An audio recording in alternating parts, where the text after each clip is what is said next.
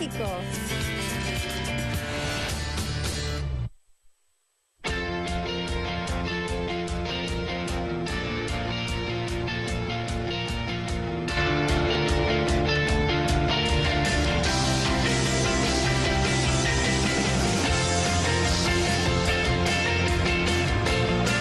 Se emitieron un total de 116 votos, contando el voto de la senadora Lidia Merodio. De ellos, 88 a favor, 27 en contra y una abstención. Aprobado, señor presidente. Aprobado por más de 2/3 de los senadores presentes. En consecuencia, queda aprobado en lo general y los artículos no reservados del proyecto de decreto que reforma diversas disposiciones constitucionales en materia de reforma política de la Ciudad de México. Pues este es un momento hoy en México en donde se votó en el Senado de la República una reforma política para la capital del país, para el Distrito Federal, por 88 votos a favor, 27 en contra y una abstención.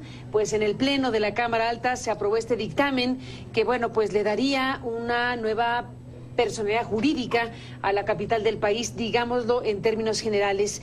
Están aquí dos especialistas para hablar del tema y le aprecio mucho a Francisco Paoli Bolio, que es un analista político, profesor de la Universidad Nacional, investigador y conocedor de este tema. Decíamos antes de entrar al aire, Francisco, desde hace 25 años que se está discutiendo este tema. Más o menos, sí. Más o menos un cuarto de siglo en donde ha habido todo tipo de debates, discusiones y aproximaciones a este asunto. Gracias por estar aquí esta noche. Mucho gusto. Gracias, Antonio de la Cuesta, que es director de análisis político del Centro de Investigación para el Desarrollo CIDAC. Gracias por estar aquí. Muchas gracias, Carmen. Desde la perspectiva política, desde la perspectiva jurídica y política, esta noche es muy importante escuchar ¿Qué tienen que decir sobre esta fase de algo que, bueno, ya se perfila ahora para un proceso legislativo? Vienen las siguientes cuestiones en la Cámara de Diputados, la discusión en lo particular, pero hay en este momento una votación en lo general. ¿Qué te dice, Francisco, esto que se acaba de aprobar en el Senado de la República Mexicana? Bueno, yo no sé si esto se va a aprobar en el Senado con los términos que son adecuados de acuerdo con la teoría constitucional y política, porque se está hablando de una constitución y las constituciones las tienen los estados, sean un estado nacional, como el Estado Federal mexicano, o sean entidades federativas que se convierten en estados y que son soberanos, libres y soberanos para su régimen interior, para determinar todo lo que conforma su régimen interior. Entonces yo no sé si una ciudad, como le están llamando a la nueva entidad, ya no le están llamando Ciudad de México, puede tener una constitución. Hay ciudades que tienen cartas de derechos, estatutos orgánicos para organizar los poderes. Estatuto jurídico. Pero no constituciones. Entonces mi primera duda, que también en el fondo esa objeción, es si realmente procede una constitución en el Distrito Federal o no. Esto ya lo acordaron y ahí no están mis objeciones fundamentales.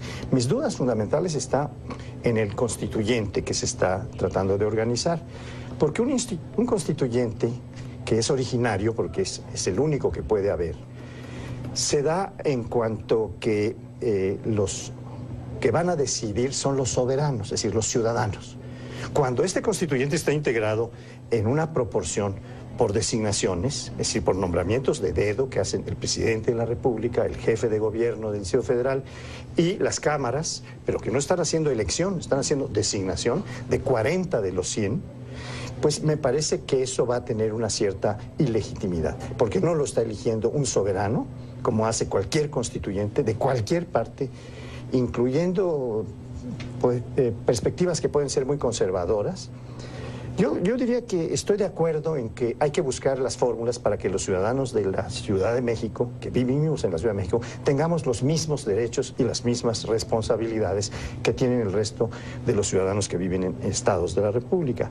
Pero eso no quiere decir que sea con las mismas fórmulas. Ni somos Estado, ni vamos a hacerlo, según esta reforma o este proyecto que está en curso, ni somos un régimen municipal, ni vamos a tenerlo, porque solo los estados pueden tener un régimen municipal, y creo que no es factible tener un constituyente. La Constitución del Distrito Federal está en el artículo 122 de la Constitución Federal. ¿Estás cuestionando el corazón de lo que se ha dicho va a pasar? O sea, sí, va a haber un constituyente, va a haber obviamente por derivación de la Constitución. Entonces, ¿tú estás cuestionando el corazón de lo que se está perfilando? Yo estoy constituyendo, yo estoy impugnando o cuestionando.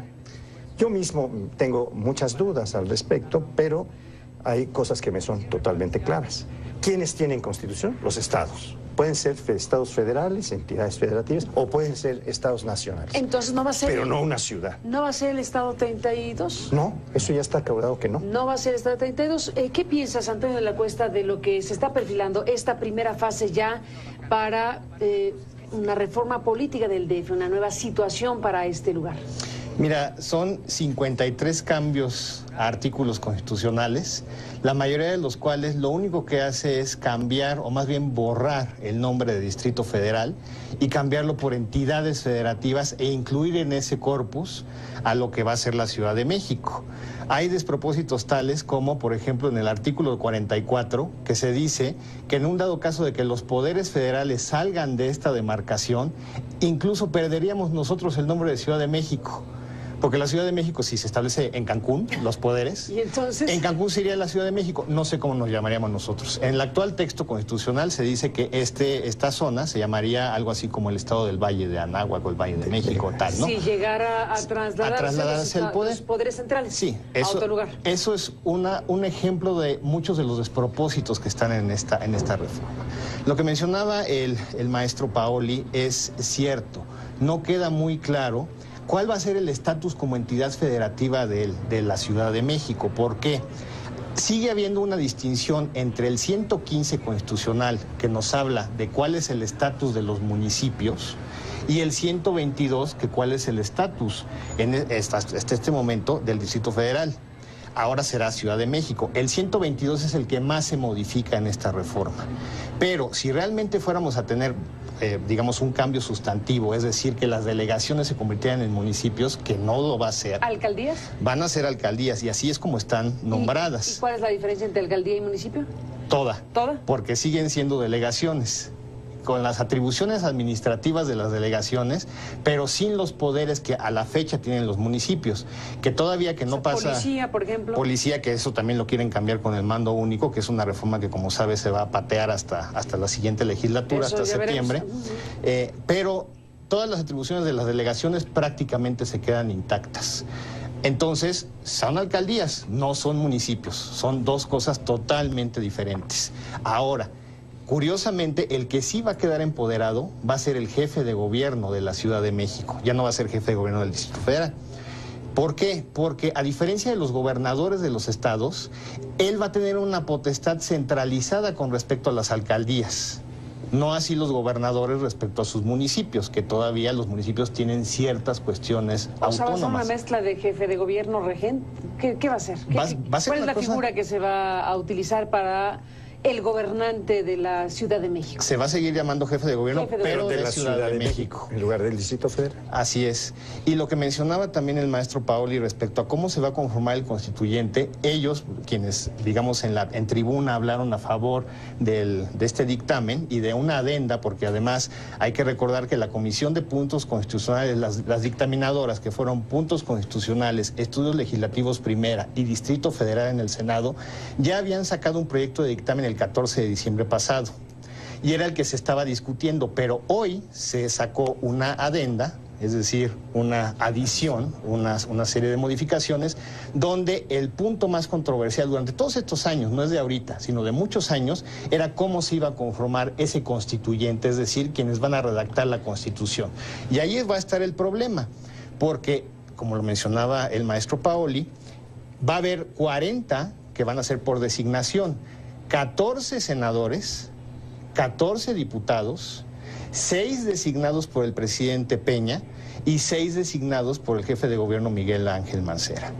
Los otros 60, rompiendo también con el esquema distrital del Distrito Federal, que son 40 distritos uninominales, pero aquí van a ser 60.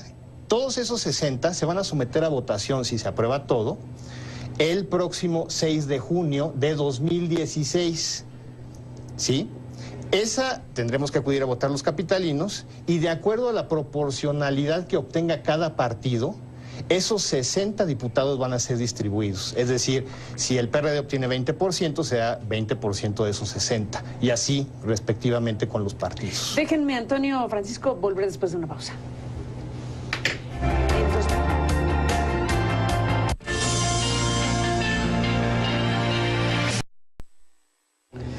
Bueno, Francisco, Paoli Bolio, Antonio de la Cuesta, regresamos al aire y bueno, has dicho cosas muy importantes en el corte, Francisco, pero me gustaría una reflexión tuya general desde la siguiente perspectiva. A ver, decíamos, esto se ha discutido desde hace muchísimo tiempo, ha habido una especie de aproximaciones sucesivas para que la capital, para que el Distrito Federal vaya reconociendo y ejerciendo derechos para sus ciudadanos. Hasta 1997 es que se eligió por primera vez a un jefe de gobierno, luego vinieron las elecciones para las jefaturas delegacionales y ese proceso que ahora tiene un nuevo capítulo. Tú que has estado ahí metido todos estos años, ¿qué es lo que debería, desde tu punto de vista, ocurrir? ¿Qué es lo que idealmente debería ocurrir para el reconocimiento precisamente de derechos de los que habitamos esta parte del país? Mira, yo creo que debe seguirse en paralelo a los estados para una norma. Yo no le llamaría constitución porque la constitución es exclusiva de los estados. Insisto. ¿Cómo le llamarías tú? Pues está llamado aquí estatuto de gobierno o como que se quiera. Se le pueden dar distintas denominaciones, pero lo que conocemos como constitución hace ya un buen número de años y seguimos reconociendo como tal, es una norma fundamental superior que tiene dos partes, la parte que incluye los derechos de los ciudadanos y la parte que incluye la forma de organización de los órganos de gobierno, el legislativo, el ejecutivo, el judicial y los otros órganos que se puedan establecer a nivel local. Hay órganos que son autónomos ahora, ¿no? Bien, yo creo que puede haber una norma como es el Estatuto de Gobierno, en donde se incluyan todos estos derechos e incluso más de los que están en la Constitución Política de los Estados Unidos Mexicanos. Eso tiene libertad de hacerlos las entidades. Y se incluyan todos los que no tienen actualmente y también que se otorgue al gobierno una serie de facultades que no tiene ahora, como nombrar al jefe de la policía, como nombrar al procurador. Eso sí va a ocurrir. Eso va a ocurrir. Eso parece que va a ocurrir. Pero yo tengo objeciones en el orden formal jurídico, constitucional, y tengo objeciones en el constituyente, o en lo que están llamando constituyente, en la designación de dedo. Demasiado indirecta. Porque si va a ser un Estado libre y soberano, como cualquiera de los otros 31, tienen que ser electos por el soberano. El soberano es el ciudadano, es el que tiene el derecho de... O sea, desde tu punto de vista, esos 100 constituyentes, como se le llama, deberían ser electos en votación directa por los ciudadanos. Yo creo que son demasiados 100. Están haciendo 100 para tener cuotas que repartir. 14, 6, 6, ¿no? No es un constituyente, que lo están haciendo los poderes actuales. No es un poder totalmente nuevo, originario, como es un constituyente, que no tiene límites para organizar, excepto en el caso de las entidades federativas, los que ponen la Constitución Nacional. No pueden romper el Pacto Federal, no pueden establecer un orden no democrático, no representativo, etcétera. Eso no lo podría hacer ninguna constitución local. Pero el Distrito Federal no va a poder hacer siquiera una norma que no pueda quedar sujeta a un amparo de cualquier autoridad que diga: yo esto no lo acepto porque violenta los artículos tales y tales y tales de la Constitución. Entonces, vamos a ver qué pasa. Primero ver qué pasa en la Cámara de Diputados, después a ver si lo aprueban la mayoría de las entidades federativas, porque está habiendo una serie enorme de cambios constitucionales que tienen que ser aprobados por 2/3 de cada Cámara. Parece que en el Senado va a salir. Yo no sé qué va a pasar en la Cámara de Diputados. Y después no sé si van a lograr mayoría de las entidades federales, de los congresos locales, ¿no? ¿Dónde están, Antonio, los puntos más controvertidos, los puntos que hacen que esto no camine, bueno, que no sea fácil? Pues al final de cuentas, en esta primera votación, 88 votos, 27 en contra y una abstención, incluso voces muy críticas que de pronto votaron a favor, uno no entendía muy bien cómo fue aquello. Pero en fin, ¿dónde están los puntos más delicados y más controvertidos de todo este proceso? Mira, el primero es, por supuesto, la Asamblea Constituyente, como lo que ya platicamos.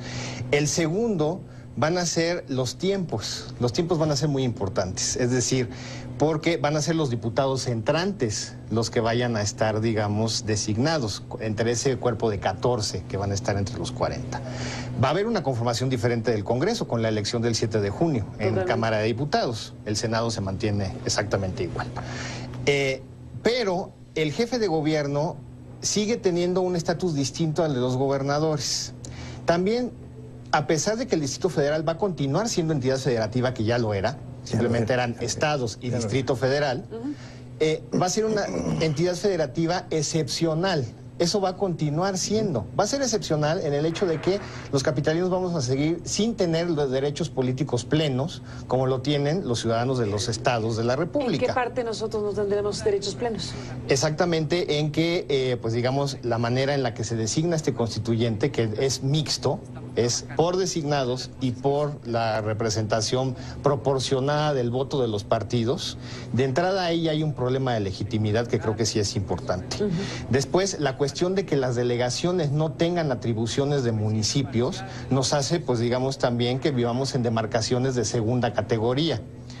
Porque, pues, al no tener, por ejemplo, potestades sobre la policía y potestades recaudatorias en mucho sentido, más bien en cuestiones de presupuesto y tal, que van a seguir siendo designadas por el jefe de gobierno, el jefe de gobierno va a proponer la manera en la que las delegaciones gastarán y lo enviará a la Asamblea Legislativa, al cuerpo legislativo que se va a prevalecer para que ellos lo aprueben. No es así en los estados.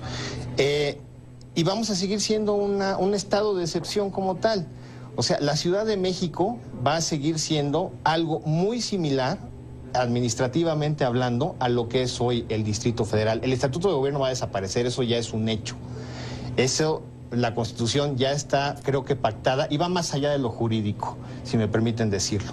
Es un acuerdo político de redistribución de fuerzas en el Distrito Federal, el cual va a favorecer principalmente al partido que detenta el gobierno federal, es decir, al PRI, porque en el PRI, que es el partido que menos, digamos, menos simpatías tiene en el Distrito Federal, y esto es prácticamente una cosa histórica, pues va a tener una representación importante en este constituyente. Mario Delgado, el senador, hacía, digamos, un cálculo, daba una conferencia de prensa en la tarde, que daba más o menos, de acuerdo a los porcentajes de las últimas encuestas que obtendría cada partido político y haciendo un símil a lo que pudiera pasar en la elección de este constituyente el próximo 6 de junio de 2016, pues resulta que el PRI, junto con los designados, tendría 32 de los 100 constituyentes. ¿Sin contar los del presidente? No, ya contando los del presidente. Sí, 32 de los 100, es decir, la tercera parte del cuerpo serían priistas o cercanos al PRI,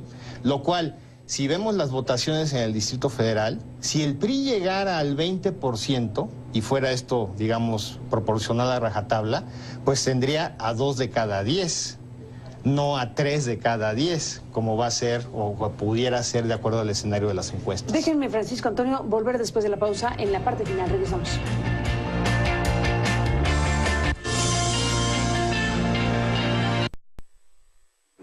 Y pasó por... Bueno, regresamos en un momento más. Volvemos hablando de lo que está discutiéndose en México para el Distrito Federal, Ciudad de México. Y bueno, todo esto que aquí se ha planteado. Volvemos en un instante.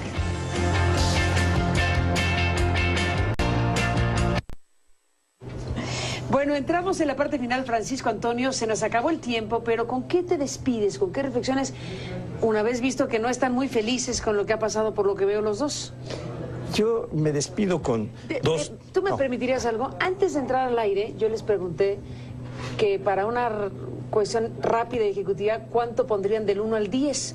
¿Puedo repetir esas calificaciones? ¿Tú decías? 5. 5, del 1 al 10. ¿Y tú? Yo 4. 4. Para ponerme un poquito Para empezar abajo. a hablar de qué crítica se está haciendo a este proceso. ¿Con qué nos despedimos? Yo tendría dos reflexiones. Una, en el ámbito material, político, me es muy importante que los ciudadanos del Distrito Federal tengan todos los derechos y que las autoridades del Distrito Federal tengan también todas las capacidades para gobernar. Esto me parece que es un principio fundamental. Esto se logra solamente teniendo una constitución y un constituyente tan contrahecho como el que se está negociando. Se está cuotificando también el constituyente. Esto es verdaderamente grotesco. Y aquí un poco matizando alguna afirmación que hacía Antonio, que la hacía desde el punto de vista de análisis político, y tiene razón. Hay un acuerdo para que esto salga ya, por lo visto, aparentemente. Pero no se puede estar, en muchas cosas del análisis político se puede estar más allá o más acá de lo jurídico. En una constitución no. Se tiene que atender a los principios constitucionales y estos no están siendo atendidos con estas reformas que pueden ser impugnadas no solo mediante la votación que van a hacer los diputados o las legislaturas de los estados, sino que si hay un amparo contra la ley, porque hay dos tipos de amparos, contra leyes y contra actos de autoridad. Y le dan paso a algún juez.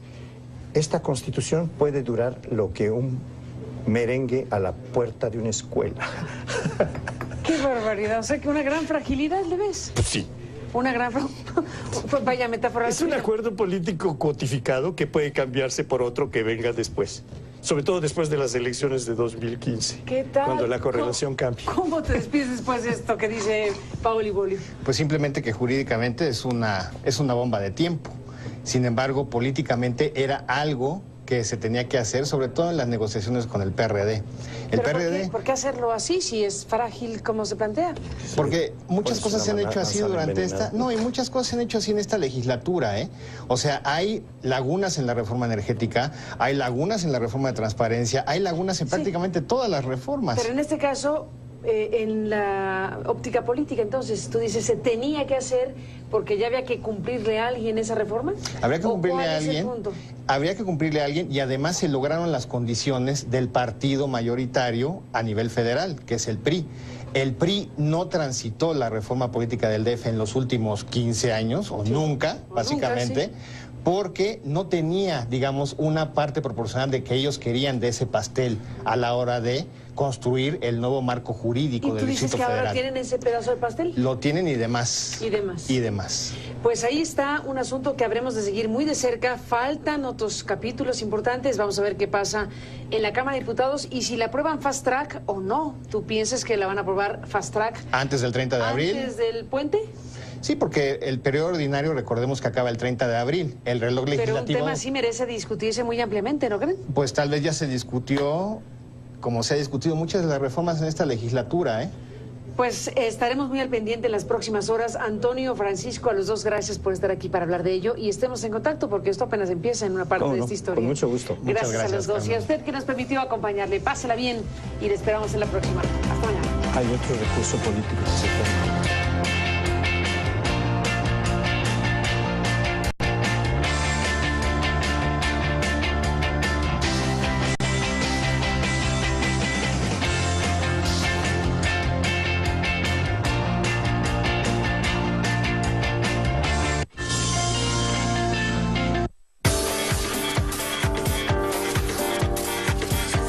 Somos CNN México. De ellos, 88 a favor, 27 en contra y una abstención. Aprobado, señor presidente. Aprobado por más de 2/3 de los senadores presentes. En consecuencia, queda aprobado en lo general y los artículos no reservados del proyecto de decreto que reforma diversas disposiciones constitucionales en materia de reforma política de la Ciudad de México. Pues este es un profesor de la Universidad Nacional, investigador y conocedor de este tema. Decíamos antes de entrar al aire, Francisco, desde hace ¿25 años que se está discutiendo este tema? Más o menos, sí. Más o menos un cuarto de siglo en donde ha habido todo tipo de debates, discusiones y aproximaciones a este asunto.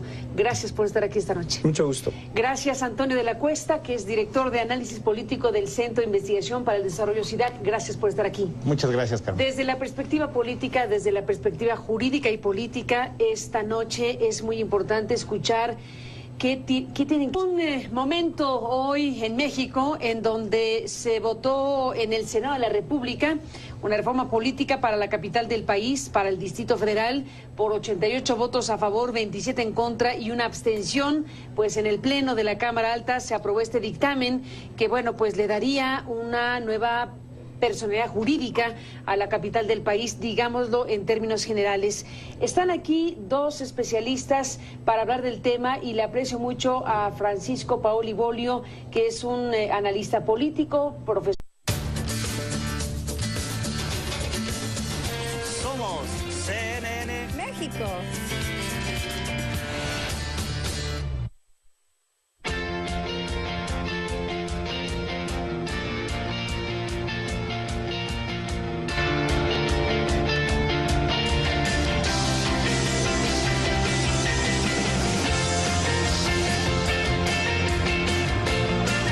Se emitieron un total de 116 votos, contando el voto de la senadora Lidia Merodio. ¿Qué decir sobre esta fase de algo que, bueno, ya se perfila ahora para un proceso legislativo? Vienen las siguientes cuestiones en la Cámara de Diputados, la discusión en lo particular, pero hay en este momento una votación en lo general.